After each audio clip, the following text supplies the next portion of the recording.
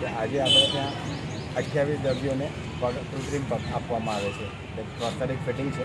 એ બધા ટોટલી મફત, એટલે ફાઇનાન્શિયલી એડેડ બાય કોક્સ, એટલે કોક્સ ઇંગ્લિશ અમેરિકન કોલાબરેટેડ કંપની છે.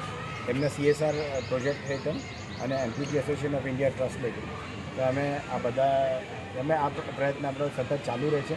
કારણ આપણો પ્રયત્ન શું રહે કે કોઈને પણ હાથથી પગ ગુમાવેલા હોય એ બધા દર્દીઓને આપણે સાધન આપી શકીએ, અને એ પણ નિઃશુલ્ક ભાવે, એટલે કોઈ નહીં. અને આ બધાને આપણે 4 વર્ષની વોરંટી આપીએ છીએ કે સપોઝ સાધનને કોઈ તૂટી ગયું, ભાંગી ગયું, કે ફિટિંગ ચેન્જ થઈ ગઈ, શરીરમાં બંધારણમાં ચેન્જ થયો, કે શરીર વધી ગયું કે ઘટી ગયું, તો આપણે સોકેટ બોકેટ બધું ફ્રી ફિટિંગ પણ કરી શકાય. એટલે ભવિષ્યમાં એટલે આ બધા આપણા પરિવારજન જ છે.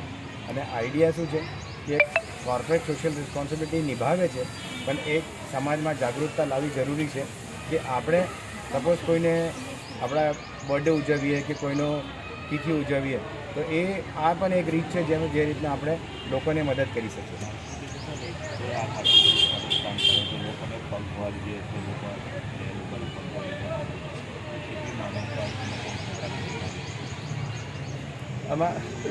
અમારો તો પ્રયત્ન એ રહેશે કે આજે કોઈ પણ અમારા જે એમ્પ્યુટી એસોસિએશન ઓફ ઇન્ડિયા ટ્રસ્ટ છે તો એમાં કોઈ પણ એને નિરાધાર નહીં મૂકી શકાય.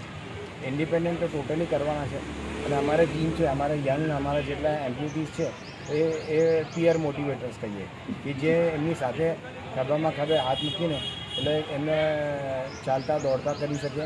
કોઈને બિકોઝ હિન્દુસ્તાનમાં લાઈક હું અમેરિકામાં પ્રેક્ટિસ કરું તો અમેરિકામાં મોટાભાગના લોકોને જેનો પગ કે હાથ ગુમાવવામાં આવે તો એ ડાયાબિટીસના લીધે કે ફ્રોસ્ટબાઇટના લીધે કે વેસ્ક્યુલર એટલે બ્લડ સપ્લાયના લોહીના લાઈક ધમનીઓમાં એને એક જાતની બીમારીને લીધે જેને બર્જસ પણ કહીએ. પણ હિન્દુસ્તાનમાં આપણા દેશમાં મોટાભાગમાં ભારતમાં આપણે જોવામાં આવે કે જેમાં અકસ્માતને લીધે યંગ પોપ્યુલેશન આપણે ત્યાં બહુ ઘણી બધી હોય કે બહુ જુવાન બાળકોને હાથ કે પગ, એટલે તમે અહીંયા જોશો બધાને મળશો તમને જોશો કે 70% ટ્રોમેટિક એમ્પ્યુટેશન છે જેમાં અકસ્માતના લીધે આવું થયું છે.